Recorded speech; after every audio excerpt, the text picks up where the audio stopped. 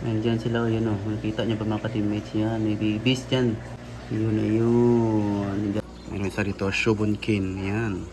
So, ito pala yung ating koi pond mga ka-teammates, no? So, ito na yung ating gapi na binili mga ka-teammates, to. Paramihin natin mga ka-teammates, no? Yan. Mag-aalaga tayo ng mga low maintenance na isda. Yo, what's up mga ka-teammates? Welcome sa aming channel, no? For this video mga ka-teammates, lilinisin natin yung ref tub natin mga ka-teammates dahil magsa-start tayo ng isda naman mga ka-teammates, no? Mag-aalaga tayo ng mga low maintenance na isda ngayon mga ka-teammates. Try natin yung mga low maintenance, no? Hindi masyadong magastos sa mga ka-teammates, sa kuryente at tubig, like yung mga mole at saka gapi mga ka-teammates. So try nating mag-start ulit ng fish keeping. So tara mga ka-teammates, samahan nyo ako mga ka-teammates, tara maglinis tayo ng ating ref tub para sa ating mga live bearer ang tawag mga ka-teammates, live bearer fish, no? Let's go! So ito yung ating lalagyan mga ka-teammates, yung ref tub. May mga lumang ref tub ako mga ka-teammates, yung ginamit ko dati, no? Nilagyan ko ng mga goldfish. So ngayon lalagyan natin ng mga gapi at saka mole siguro mga ka-teammates. So ayan, sayang kasi mga ka-teammates. So start tayo ulit ng ating fish keeping, no? Try nating mag-alaga ng mga live bearer fish. So let's go na mga ka-teammates. Linisan natin, then lagyan natin ng tubig.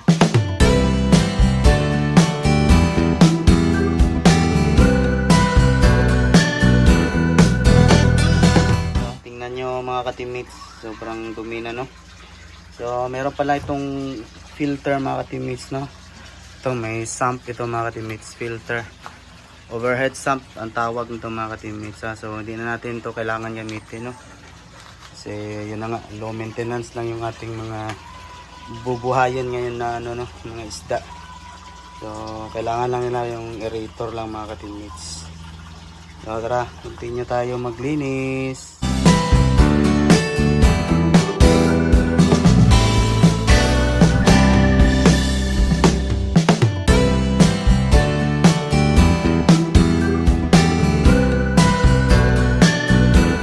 So tapos na nating linisan yung ating ref tub mga ka-teammates, ayan. Linis na yan, then maglagay na lang tayo ng water. Let's go! So ayan na mga ka-teammates, malinis na, okay na yan. So lagyan natin ng water kasi baka may leak na ito mga ka-teammates, no? Matagal na kasi itong nakatambay. Alright.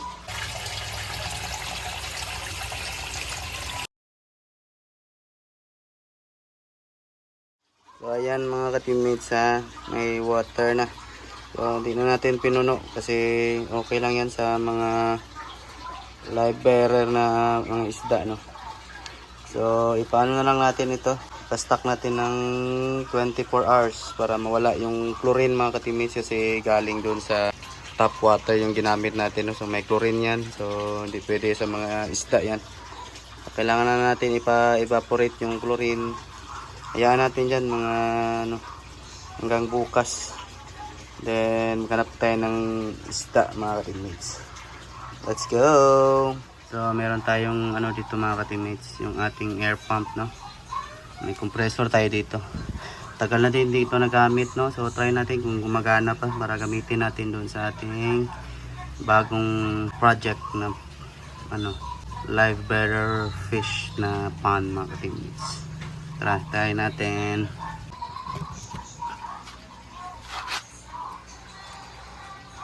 Sayang sa ito mga ka-teammates, hindi na gumagana mga ka-teammates, sayang. Sira na pala ito. Sige lang, okay lang yan. Okay lang man din yung mga mabubuhay din sila pag kahit walang aerator. Pero mas maganda sana kung may aerator tayo. Pero okay na yan. So yun na lang mga ka-teammates, no? Lagyan na natin yung isda bukas na. Let's go. So ayun na nga mga ka-teammates, no. So pumunta ako dito sa isang pet shop dito malapit lang sa amin, no. Ang Ocean Pet Shop. dito sa Buhangin, Davao City sila located mga ka-teammates, no? So may mga monster fish sila mga ka-teammates, ha. So dito ako po bumili ng gapi pala mga ka-teammates, yung unang live bearer fish na alagaan natin, no? So ayan yung mga tinda nila, may glow tetra sila, may mga arowana, then may mga aquatic plants din sila mga ka-teammates. So ayan na yung binili natin, no? Yung gapi, yung black at saka black and white. Then aquatic plants na din mga ka-teammates, no? Bumili din tayo, no? Ayan na yung ating gapi. Yo, what's up mga ka-teammates? So nakabalik na tayo, no? Nakabili na tayo ng ating mga bagong alaga mga ka-teammates, no? Yung madali lang alagaan ng mga isda, no? Gapi yung binili natin mga ka-teammates, no? Kasi yun lang nakita natin na maganda alagaan. So, madami akong in-inquire online pero malalayo mga ka-teammates, no? So pakita ko sa inyo anong binili natin doon sa Ocean Pet Shop, no? So bagong gupit pala tayo mga ka-teammates, ha? New look tayo ngayon yung mga ka-teammates, ha? Ay, pakita ko na sa inyo yung ating ating gapi na nabili, no? So ito na yung ating gapi na binili mga ka-teammates, to. Ano ata ito, yung Black Moscow. Yan, EBM yung tawag nila. Electric Blue Moscow. Tsaka yung white and black. Ano yan? Medyo hindi tayo marunong sa gapi, no? Yan. So may tatlong pair ito lahat mga ka-teammates. Kaya itong isa, ano na ito, plants lang ito mga ka-teammates, aquatic plants. Lagay natin doon sa ating cichlids tank, no? After nito mga ka-teammates, itutur ko kayo sa ating munting istaan. Charot. Tara, lagay na natin mga ka-teammates. Acclimate muna natin, no? So ito yung ating lalagyan, ha. May ref tub tayo. Ready na ito mga ka-teammates. Acclimate muna natin. Yan, after 10 minutes siguro mga ka-teammates. So pwede na siguro ito mga ka-teammates, no? Release na natin. Dahan-dahan lang.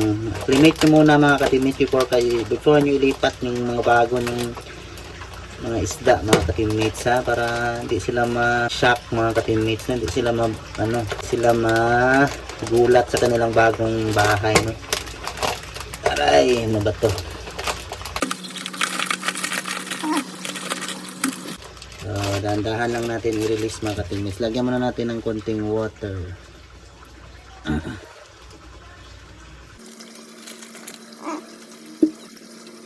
Ayan, konti lang yan mga ka-teammates. Yan na, lumabas na. Ito yung iba. Tama, labas na.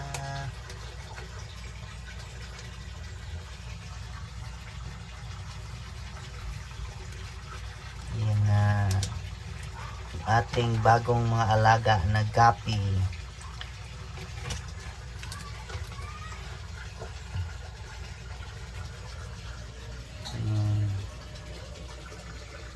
Manti lang muna ang ating gapi mga ka-teammates, ha.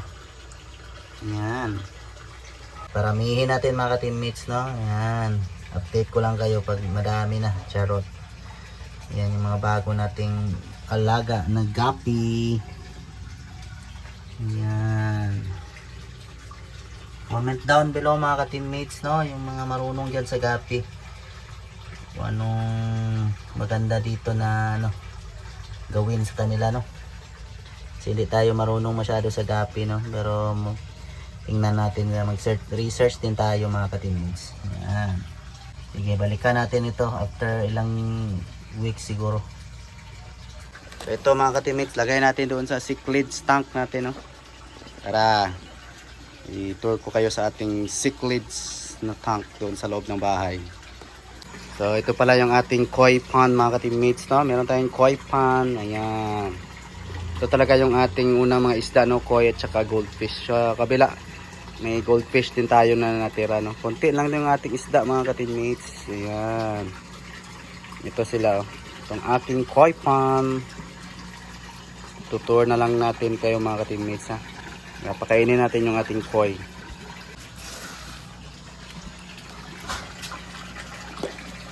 Yan mga ka-teammates. Sobrang lulusog nila mga ka-teammates, no.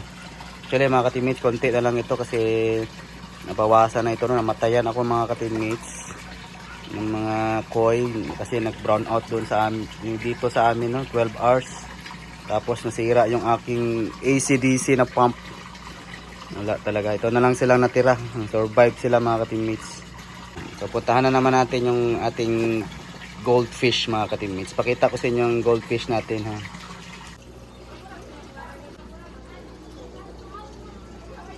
So ito yung ating goldfish na tank mga ka-teammates. Yan. Ito na lang natira sa aking goldfish. Unti na lang din no. Pero baka next time mag-breed na naman tayo no. Yan, tingnan nyo mga ka-teammates.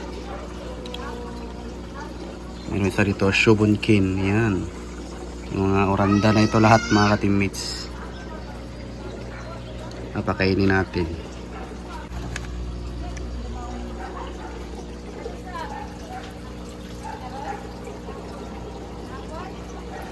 Ayan. Feeding time.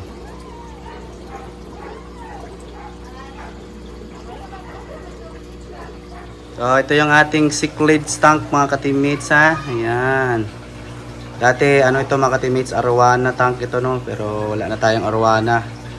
Kasi namatay no. So, cichlids na yung ating bagong alaga dito. Okay, lagyan natin ng tanim na binili natin mga ka-teammates. Lagyan natin ng tanim ha, yung binili natin dyan no. Lagyan natin siya siguro. Para maging maganda yung kanilang aquarium. So mga ka-teammates, lagay na natin sa aquarium.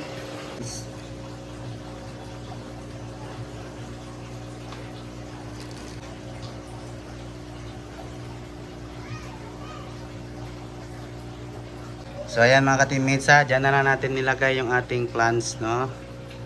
Dagdagan lang natin later yung ating cichlids tank.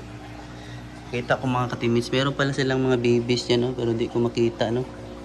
Kasi takot sila na lumabas. Ayun. Oops, alis ka dyan. Nandyan sila, ayun o. Nakita nyo ba mga ka-teammates yan? May babies dyan. Uy, alis. Ayun. Nandyan sila kasi kakainin sila na malalaki no. Pakainin natin yung ating cichlids mga ka-teammates. Yan. Yan mga ka-teammates, so may black, may white, may yellow. Ayan, hindi ko alam yung anong mga name ng mga cichlids mga ka-teammates no.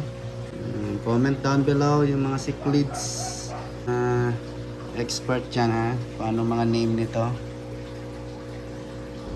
So the next day pala mga ka-teammates, so may nabili din ako online no, from Turil mga ka-teammates. Shout out kay sir no, yung nabilhan ko ng mga isda no, yung live bearer. So may gapi, may molly tayo nabili mga ka-teammates. So yung mga black, silver, tsaka yung orange na color mga ka-teammates no. Yan, so dinagdag na din natin ito sa ating live bearer na ano no, na pond. Ayan na sila mga ka-teammates. So marami na sila no. Ayan na.